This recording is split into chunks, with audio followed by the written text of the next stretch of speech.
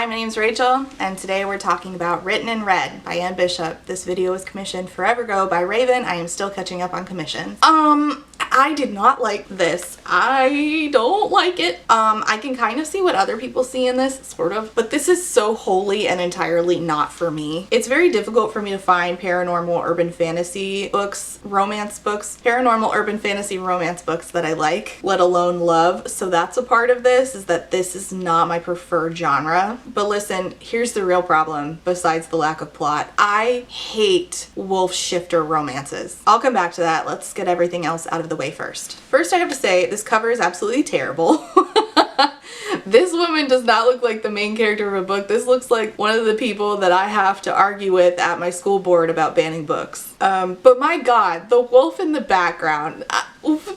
That wolf in the background, that's not cute or sexy. You know what is a cute animal though, is a product from today's sponsor. I paired up with the people at CoppertisWu who sent me their adorable crocodile bookmark to showcase to y'all. CoppertisWu makes handcrafted items inspired by nature. They have a wide selection of their artisanal products, including these super adorable crocodile bookmarks, but also jewelry, everything from these sweet little hummingbird earrings to these badass Ouroboros bracelets, which is definitely channeling one of everyone's favorite horror books. Also, these rattlesnake pendants are channeling main character for me. CoppertisWu makes their products with sustainability in mind, using safe metals, power-saving techniques with their machinery, and minimal packaging to keep their carbon footprint low. On top of them offering 30-day returns and free expedited shipping within the US. Like seriously, this got to my house so fast. They're also offering my audience 15% off when you use the code Rachel15 at checkout, or use the link in my description and in the pinned comment down below. Is this little guy not super fitting since I live in Florida? Yes, yes he is. We do have crocodiles in Florida. Listen, look at him, he's precious. He's saving my spot in my book right now. Comment down below and tell me what to name him. It's really good quality. It's really adorable. Again, comment down below, tell me what to name him, and make sure to check out CoppertisWu down in the link into my description and in the pinned comment to grab yourself one at 15% off for your next read. And thank y'all at CoppertisWu for sponsoring today's video. He's gonna sit behind me and stare at me just like Angela Davis. All right, let me give you, we have to talk about not cute animals now. Would I read an alligator shifter romance? I mean, let's just give the synopsis. As a Cassandra Sangue or blood prophet, Meg Corbin can see the future when her skin is cut, a gift that feels more like a curse. I have to give you a trigger warning, sorry. Trigger warning for self-harm, particularly cutting, because this book is chock full of that. As a Cassandra Sangue or blood prophet, Meg Corbin can see the future when her skin is cut, a gift that feels more like a curse. Meg's controller keeps her enslaved so that he can have full access to her visions. But when she escapes, the only safe place Meg can hide is at the Lakeside Courtyard, a business district operated by the Others. Shapeshifter Simon Wolfgard is reluctant to hire the stranger who inquires about the human liaison job. First, he senses she's keeping a secret, and second, she doesn't smell like human prey. The sniffing is part of the reason that I am uncomfortable with wolf-shifting romances. Yet a stronger instinct propels him to give Meg the job, and when he learns the truth about Meg and that she's wanted by the government, he'll have to decide if she's worth the fight between humans and the others that will surely follow. She's not. This is a 433-page book with an audiobook that is 1.5 million hours long. And this book, I am not its audience. It's okay if you are. I know my friend Bethany over at Beautifully Bookish Bethany loves this series. No shade to anybody who likes it. I am not talking about you when I shit on this book. I'm just saying I hated it. We can enjoy different things, so nobody get mad at me for shitting on this book, because I'm about to say some stuff. Don't take it personally. This book was awful. Oh my God. I do not know what I am supposed to be visualizing as a courtyard where the others live. This is my high school courtyard, right? Is that where all these shifter people are living and doing business? And like, who is buying stuff at these businesses? Like, there's a bookstore. Who is buying the books? This is the least of my issues, but I thought I would mention it. This world's history is something like there was a god who created humans. After that god created the others, and the others hate humans and kill them and call them monkeys. And I think the others are supposed to be indigenous people, so this book is kind of racist. So there's like humans who are marginalized, and then there's shifters like hawks and bears and coyotes and crows and vampires and wolves. And then there's elementals. And then whatever the fuck that one lady is who's basically Medusa. She was cool, I guess, but the rest of them, what the fuck? What the fuck? And like the old vampire dude was pretty cool too, but her and the vampire dude were only cool in isolation. Like with the other elements of the story, I did not enjoy them. Like as an idea on their own, cool. Then you add them into whatever this book was, and I hated it. My neighbors are yelling again. I don't know why I'm whispering, they can't hear me. So many of these people were like completely indistinguishable and forgettable. Any potential here was just watered down by the amount of shit going on, but never taking time to do anything of substance even with the cool stuff. There's really no time to develop anything because she wastes time on nonsense, which I'll get to in a second. So when like things would happen between people, I was confused because I'm like, when did we cultivate this relationship? We did not do that. Everybody is obsessed with Meg Corbin to like varying degrees. Within the first few days of her working as the human liaison of the courtyard, aka basically just the mail lady. So again, Meg here on the cover, she's a blood prophet, right? So she's human but with special blood. And then she self-harms in this to create prophecies, like to see prophecies. And it's the self-harm in this really made me uncomfortable. She cuts herself in order to get visions. It's an addiction. Something about that feels like wrong and weirdly romanticizing it. I don't struggle with that type of self-harm. I struggle with eating disorder. So I can't speak to that experience, but I think if you do, you might want to avoid this because it could be potentially triggering. There was even a scene where she was like, she cut to do a prophecy and she was with the Medusa lady, and it was saying that she was like basically super horny and like got like super wet from the cutting, and then there were a bunch of like wolf men at the door, and I'm like, this is so gross. I was just really icked out by that whole scene. A lot of this made me uncomfortable though, mostly centering around Meg, who basically is just using all of her time running around delivering packages in the courtyard. Again, whatever the fuck a courtyard is supposed to be. And one of these packages she delivers is to this super old vampire named Victor Sanguinati, who just like likes to buy old movies, which like, I love the idea of a vampire who just likes to watch old movies. Also, the vampires can turn into smoke in this, and I thought that that was so cool. And had this been about that guy, I might have liked this. Instead, it was about Meg, and I can't stand her. And the reason is actually something I didn't realize until Victor Sanguinati said it. He says that she is like a child, and the vampires called her a sweet blood. Meg is a blood prophet and was basically kept away from the world because she's a commodified person for her power. She's property, and they don't teach their property about the outside world. So she is really naive and described as basically like being childlike. She's super infantilized. And something about how this like comes out in the story just really rubs me the wrong way. Like I chafed against this book, reading about how childlike and infantilized Meg is and how paternalistic everyone is, particularly men against her. All the animals love her, and she gives all the horsies and the dogs treats, and everyone is sweet to her and babies her. And when Victor described her as childlike, even, you know, calling her a sweet blood, it reminds me of how women are taught to be in Fundyland, and it gave me the ick, even though I know that that was not likely the author's intention. It's not like the author did that on purpose, but there was something very like keep sweet-ish about this, especially with her being called a sweet blood. In Fundyland, women are often infantilized, and the degree of this depends on like what sect of Fundyland you grow up in. In mine, it was present, but not in like, not as bad as in like certain cult sects of like Jehovah's Witness, which is where like the Keep Sweet documentary came from. But it was certainly there. I mean, women are expected to be like sweet and submissive, and this in turn makes their husbands feel more dominant and therefore more masculine, playing into those like really strict gender roles that are assigned to us. Especially with the whole alpha male thing written in red, this reeked of like how I grew up, and I was like chafing against it. Like how this was written was like, I don't think it was intentional, but the way that the alpha, the like Keep Sweet versus the Alpha Wolf was written, just woof, pun intended. Anyway, Meg is special and sweet, and everyone around her she makes feel good, but then she also gets sexualized, but is also very Proverbs 31. Like, it just made me so uncomfortable because of my upbringing, but I don't think it was intentional. Another issue I had is there is no goddamn plot. There is no plot at all. None. Nothing happens until like the last, I want to say like maybe 30, 35, maybe 20 pages. We spend so much goddamn time on nothing. Like, listen to this shit. Getting to the outside door to open it was a problem because she couldn't figure out how the short left end of the corner opened to let someone into the main part of the room. So she got the stool from the sorting room and used it to climb over the counter. She turned the simple lock to the open position and then realized the simple lock was augmented by a heavy-duty deadbolt that required a key, which might not be on the key ring she'd left in the sorting room. What the fuck? What? What? And this is not a one-off. This book is rife with that. Explaining every little fucking detail about everything ever.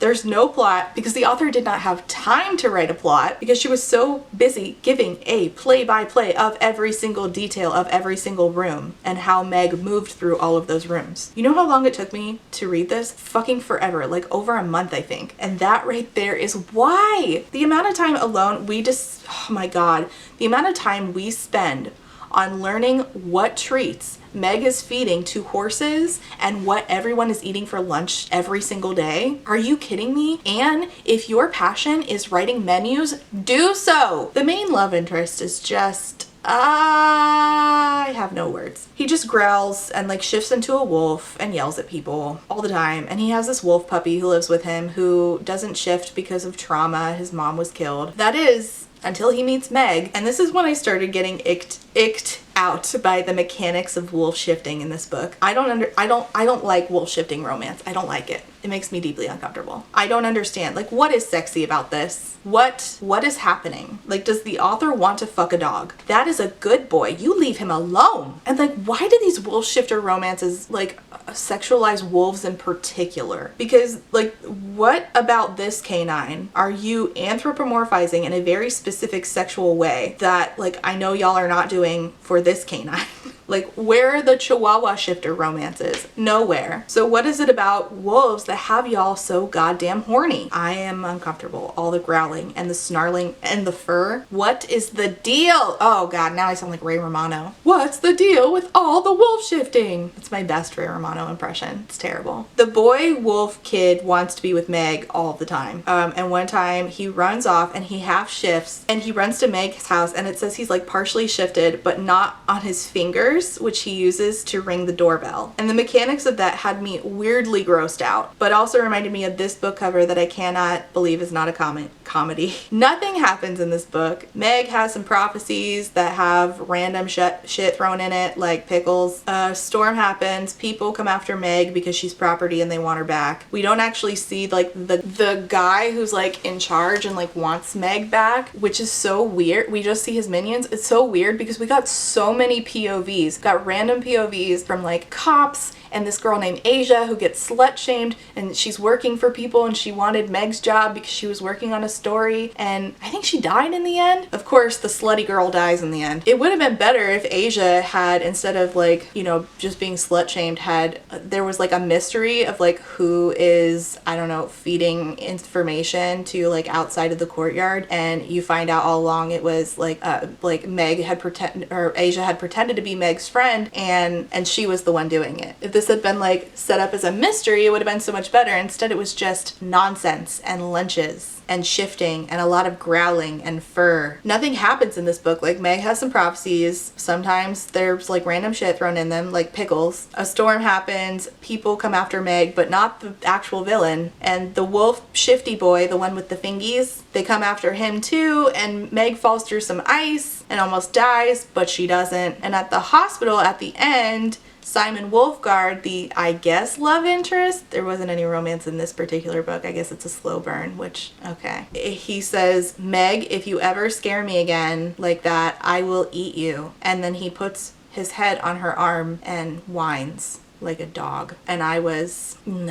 physically repulsed. The prose is mediocre. There is no plot. There's weird slut shaming. I think it's kind of racist. The self-harm stuff was super uncomfortable. I hate wolf shifter romances. And if I had to hear about one more fucking lunch that Meg ate, or what snack she's feeding ponies, or how she's worried about where she's gonna put another package, oh, I swear to God. Thanks so much for nothing, Anne Bishop. You are the epitome of that go girl, give us nothing. That's you. Thanks for that. Before I go, I have to say some thank yous. First to my patron, Mrs. Kittybug, who sent me one of her old favorites, Getting Rid of Aunt Edna, which is like about this witch named Aunt Edna who her magic is all terrible, and she comes to visit and then she's like, oh, maybe I'll stay longer, and then her family's like, absolutely not, we have to get rid of her. Super adorable, and I can't wait to read it to my kids. And Jill sent me one of her favorites, which is Unseelie by Evelise Hausman. It's about twin sisters, and one of them is named Seely, and they're on the run, and there's magic, and I know there's autistic rep, so very exciting. Also, the cover's beautiful. Oh, it's blurred by Andrew Joseph White, who wrote Hell Followed with Us. I've read part of that, and it's delightful. And also, there's a kitty. This is the video of cute animals, except the wolves.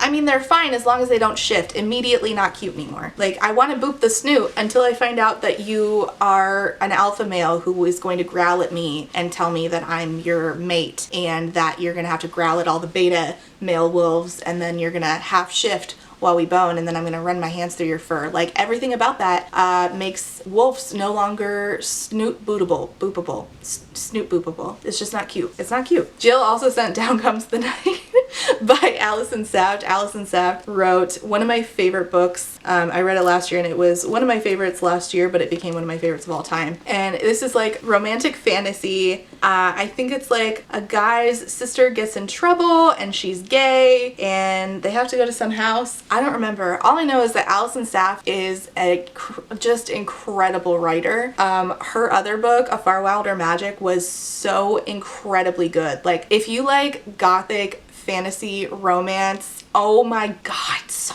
good.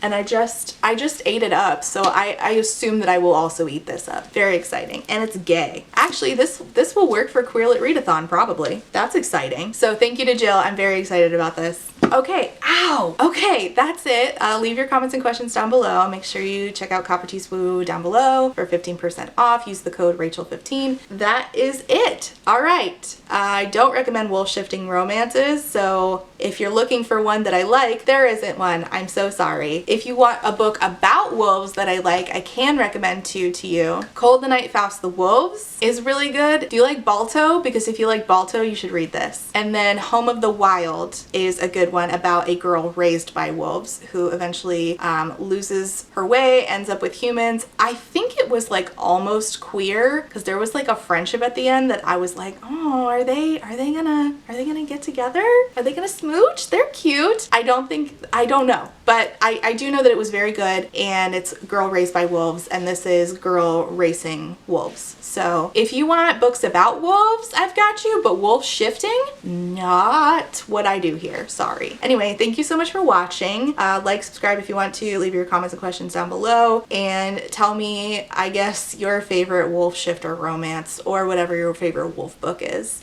Or if you've read Written and Read and what you thought of it. Okay? Thanks so much for watching. See you next time. Bye.